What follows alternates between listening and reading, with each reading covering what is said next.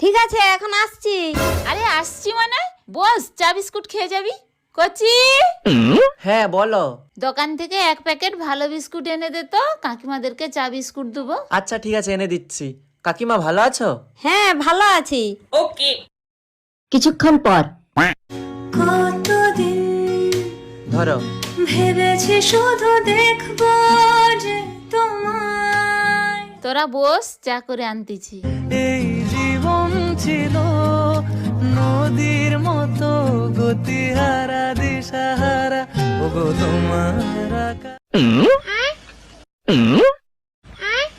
Biscuit যে আনলো, biscuit দেয়নি তো? চা শেষ হয়ে গেল, এখনো তো বিস্কুট দেয়নি।